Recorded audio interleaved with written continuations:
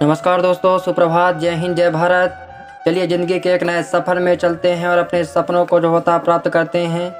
और कहते हैं कि ना संघर्ष ना तूफान तो क्या मज़ा जीने में।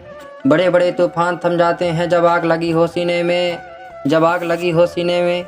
चलिए दोस्तों, इसी के साथ हम जीवन में आगे बढ़ते हैं और अपने सपनों को जो होता प्राप्त करते हैं। दोस्तों, आप सभी जानते होंगे कि आज के समय में कई विद्यार्थी हमसे पूछते हैं और कई स्टूडेंटों का कहना होता है कि सर हमारा मन पढ़ाई में नहीं लगता, हम क्या करें जिससे अपने मन को जो होता है पढ़ाई में लगाएं। दोस्तों, आजकल विद्यार्थियों का ध्यान पढ़ाई पर कम और दूसरे कामों में ज़्यादा रहता है, आप सभी जानते होंगे। और उनका पढ़ाई में मन नहीं लगता है या फिर पढ़ा हुआ ज़्यादा समय के लिए याद नहीं रख पाते हैं। भले ही आप एक स्कूल या कॉलेज स्टूडेंट हों, फिर किसी प्रतियोगिता परीक्षा की तैयारी कर रहे हों, पढ़ाई करना सभी के लिए बहुत ज़रूरी होती है। आप एक स्टूडेंट हैं और आपका पढ़ाई में मन नहीं लगता तो ये आपके लिए बहुत ही बड़ी प्रॉब्लम हो सकती है मेरे दोस्तों। अगर आप अपने जीवन में एक सफल आदमी बनना चाहते हैं, पढ़ाई करना बहुत ज़रूरी है, बहुत ज़रूरी है दोस्तों, और वो भी अपने मन से और अपने इच्छा से। क्योंकि अगर हम किसी और के दबाव में आकर पढ़ाई करते हैं तो उसका कोई महत्व नहीं रहता है। किसी के दबाव में आकर पढ़ाई तो कर सकते हैं दोस्तों, लेकिन वो पढ़ा हुआ ज़्यादा समय तक याद नहीं रख पाते। इसलिए पढ़ाई हमेशा अपनी इच्छा से कहीं करनी चाहिए। और आजकल स्कूल से कॉलेज में एडमिशन के लिए भी अच्छे खासे परसेंट की ज़रूरत होती है। कम परसेंट होने पर एक अच्छे कॉलेज में एडमिशन मिलना भी मुश्किल होता है। इसलिए आजकल हर स्टूडेंट का एक कॉमन सवाल होता है कि पढ़ाई में मन कैसे लगाएं। तो इसका जवाब मैं आपको इस वीडियो में जो होता है देने वाला हूँ कि कैसे आप जो होता है पढ़ाई में जो होता है मन लगा सकते हैं। दोस्तों, अगर आप एक अच्छी पढ़ाई करना चाहते हैं तो इसके लिए आपको पढ़ाई करने का तरीका पता होना चाहिए, जिससे हम जो पढ़ें उसे लंबे समय तक जो होता है याद रख पाएँ दोस्तों। तो चलिए, अगर आप इन तरीक़ों से पढ़ाई करते हैं जो मैं बताऊंगा, तो आपको अपना मन पढ़ाई में लगाने से कोई नहीं रोक सकता और आप पढ़ा हुआ लंबे समय तक याद रख पाओगे दोस्तों। पहला है कि दोस्तों, पढ़ाई के लिए एक सही जगह चुनें। पहली बात मैं आपको बताता हूँ कि जो भी आप पढ़ाई करना चाहते हैं उसके लिए आपकी एक सही जगह होनी चाहिए। अगर आप मन लगा के पढ़ना चाहते हैं तो उसके लिए आपको एक अच्छी जगह चुननी होगी जहाँ पर कोई डिस्टर्बेंस ना हो सके तो एक ऐसा रूम चुने जो पूरा साफ सुथरा और पास में कोई शोर ना हो मेरे दोस्तों, जिससे आप मन को पढ़ाई में स्थिर रख सकें।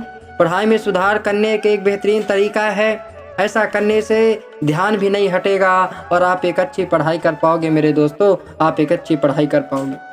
दूसरा है कि समूह बनाकर पढ़ें। वैसे तो देखा जाए तो ग्रुप स्टडी के कई सारे फायदे हैं। अगर आप अपने दोस्तों के साथ समूह बनाकर पढ़ाई करते हैं तो पढ़ाई करने में बोरिंग नहीं लगेगा और पढ़ाई में मन भी लगेगा। इसके साथ ग्रुप स्टडी से हम एक दूसरे की मदद भी कर सकते हैं ना, और इससे समझने में भी आसानी होती है और हमारा रिवीजन भी हो जाता है। लेकिन हमेशा अपने पढ़ने वाले दोस्तों के साथ ही समूह बनाकर पढ़ें, जिससे आपको ग्रुप स्टडी का फ़ायदा हो। बाकी अगर आप गलत स्टूडेंट के साथ ग्रुप स्टडी करेंगे तो आपकी पढ़ाई भी ख़राब करेंगे। और दोस्तों, तीसरा है कि पढ़ाई के समय सिर्फ पढ़ाई करें।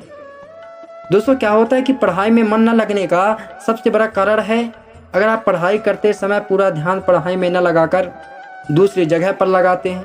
जैसे आप पढ़ाई भी कर रहे हैं और साथ में अपने मोबाइल में कुछ काम करते हैं, तो इससे आपका ध्यान एक जगह पर केंद्रित नहीं रह पाता। ऐसा करने से आप जो पढ़ते हैं वो ज़्यादा समय तक याद नहीं रख पाओगे। इसलिए पढ़ाई करते समय सिर्फ पढ़ाई ही करनी है। अगर आपका कोई ज़रूरी काम हो तो उसे पहले ही समाप्त करके पढ़ाई करने बैठें, जिससे आपके मन में उस काम से जुड़ी कोई टेंशन नहीं होगी और आप सही से पढ़ाई जो होता कर पाओगे। दोस्तों, अगला है कि पढ़ाई की सामग्री व्यवस्थित करें। अधिकतर स्टूडेंट यही गलती करते हैं कि पढ़ते वक्त अपने काम की चीज़ों को सही जगह पर नहीं रख पाते, फिर साथ में लेकर नहीं पढ़ते, जिसके बाद उन्हें ढूंढने के लिए अपना समय बर्बाद करते हैं। एक बार पढ़ने बैठने के बाद उठने से दिमाग दूसरी जगह पर लग जाता है, जिससे समय भी बर्बाद हो जाता है और सही ढंग से पढ़ाई भी नहीं हो पाती। क्योंकि जब आप पूरा मन बनाकर पढ़ाई करने बैठेंगे और बीच में आप अपनी पढ़ाई की सामग्री ढूंढने में व्यस्त हो जाते हैं तो फिर से आपको पढ़ाई करने का मन बनाने में टाइम लग सकता है। इसलिए हमेशा पढ़ाई शुरू करने से पहले अपनी सामग्री को व्यवस्थित कर लेना चाहिए दोस्तों। अगला है कि दोस्तों, नियमित रूप से पढ़ाई करें। अगर हम किसी भी काम को नियमित रूप से करते हैं तो भी बहुत सही तरीके से होता है। इसलिए पढ़ाई को भी नियमित रूप से करना चाहिए। इसके लिए आपको एक समय सारणी बनानी चाहिए और उसका पालन करने मतलब करके हर रोज़ निर्धारित समय पर अपनी पढ़ाई करें। और एक बात का हमेशा ध्यान रखें, लगातार सिर्फ 40 मिनट से ज़्यादा ना पढ़ें और हर बार 40 मिनट 45 मिनट बाद अपने दिमाग को थोड़ा आराम दें, क्योंकि अपना दिमाग एक लिमिटेड टाइम तक पढ़ा हुआ याद रख पाता है। बाकी अगर आप ज़्यादा टाइम तक पढ़ोगे तो इससे आपके दिमाग को आराम नहीं मिलेगा और इसे याद रखने में क्या होगी, दिक्कत होगी। देखिए दोस्तों, नियमित रूप से पढ़ने पर आप जो पढ़ोगे वो ज़्यादा समय तक याद रख पाओगे। नियम बना लें कि भले कुछ भी हो जाए फिर भी आपको इस समय पर पढ़ाई करनी है और शुरुआत के दिनों में पढ़ाई का टाइम थोड़ा कम रखें। पढ़ाई में मन कैसे लगाएं, मैं अभी तक आपको पढ़ाई लगाने केवल 5 तरीके ही बताया हूँ। और ध्यान रहे, अपने इस टाइम टेबल को कम से कम 21 दिनों तक लगातार फॉलो करें। ऐसा करने से आप पढ़ाई पर अच्छी आदत बन जाएगी, जिसके बाद आपको पढ़ाई करने में और आसानी हो जाएगी। दोस्तों चलिए अब हमारा अगला पढ़ाई में मन लगाने का मंत्र जान लेते हैं। देखिए दोस्तों, पढ़ाई के लिए नोट्स बनाएं। नोट्स बनाकर पढ़ने से पढ़ाई में बहुत ज़्यादा फायदा मिलता है। अगर आप नोट्स बनाते हैं, इससे आपको याद करने में काफ़ी मदद मिलेगी। और नोट्स बनाते समय याद होता है वो लंबे समय तक याद रहता है। इसके साथ ही नोट्स बनाने से आपकी हैंड राइटिंग में सुधार होता है और ये नोट्स एग्ज़ाम के टाइम रिवीजन में काफ़ी काम आते हैं। और इसका एक फ़ायदा यह भी है कि आपकी लिखावट सुधरने से आपको एग्ज़ाम में ज़्यादा नंबर मिलने की संभावना रहती है ना दोस्तों। और अगला है कि पढ़ाई को दिनचर्या का हिस्सा बनाएं। पढ़ाई को नियमित रूप से करने का बेहतरीन तरीका यही है कि आप पढ़ाई को अपनी दिनचर्या का हिस्सा बना लीजिए। जैसे अगर आपको स्पोर्ट्स में कोई खेल पसंद है और आप उसे बेहतर बनाने के लिए रोज़ अभ्यास करते हो ना, उसी तरीके से पढ़ाई को भी अपने डेली रूटीन का हिस्सा बना लीजिए। और एक टाइम तय कीजिए, मुझे कितने टाइम तक होता है पढ़ाई करनी है, ऐसे आपको स्टडी करना है। दोस्तों क्या मल्टीपल विषय पढ़ें। अगला है कि मल्टीपल विषय पढ़ें। अगर आप किसी एक विषय को ज़्यादा समय तक पढ़ते हैं तो आपको वो विषय बोरिंग लगने लगेगा। इसलिए एक दिन में समय के हिसाब से 2-3 अलग अलग विषय को पढ़िए, इससे आपको पढ़ाई बोरिंग नहीं लगेगा। आप भले ही एक दिन में विषय को पढ़ने का समय कम कर सकते हैं, एक विषय को विभिन्न तरीक़ों से पढ़ने की कोशिश करें और थोड़ा थोड़ा पढ़ें, लेकिन उसका रिवीजन करें जिससे वो आपको याद हो जाए। दोस्तों अगला है खुद का एग्ज़ाम लें। बहुत अच्छा है, इसको फॉलो करिएगा कि आप अपनी जो भी पढ़ाई करते हैं उसका एक साप्ताहिक एग्ज़ाम लें।